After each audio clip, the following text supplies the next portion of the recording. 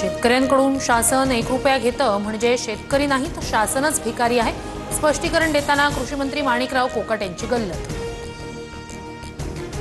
मंत्र्यांनी अशी वक्तव्य करणं चुकीचं, महाराष्ट्राची अर्थव्यवस्था अत्यंत उत्तम। कोकाटेंच्या शासन भिकारी असल्याच्या वक्तव्यानंतर फडणवीसांची कोकाटेंना तंबी।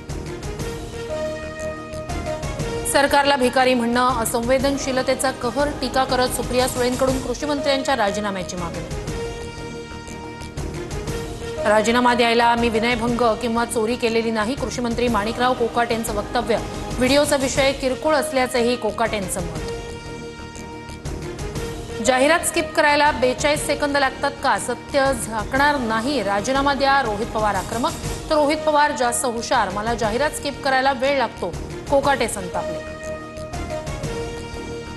जाहिरात स्किप करत होतो, आरोप करणाऱ्यांना कोर्टात खेचणार, चौकशी करा, दोषी आढळल्यास राजीनामा देणार, माणिकराव कोकाटेंकडून स्पष्टीकरण।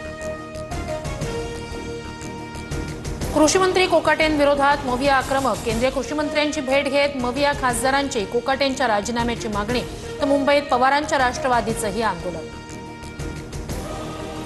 माणिकराव कोकाटेंचं वर्तन भूषणावह नाही, फडणवीसांची नाराजी, तर मुख्यमंत्री फडणवीस बातम्या पाहून बोलले असं दिसतंय। फडणवीसांच्या नाराजीवर कोकाटेंची प्रतिक्रिया। कोकाटेंनी विनाकारण विषय वाढवू नये, दिलगिरी व्यक्त करावी, कृषी मंत्री कोकाटेंना प्रवीण दरेकर यांच्याकडून मित्रत्वाचा सल्ला।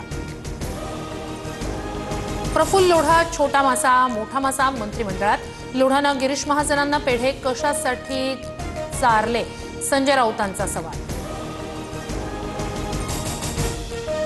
हनी ट्रॅप प्रकरणातला आरोपी प्रफुल्ल लोढा विरोधात बावधन पोलीस ठाण्यात बलात्काराचा गुन्हा दाखल, पतीला नोकरी देतो असं सांगत इच्छेविरोधात शारीरिक संबंध ठेवल्याचा आरोप।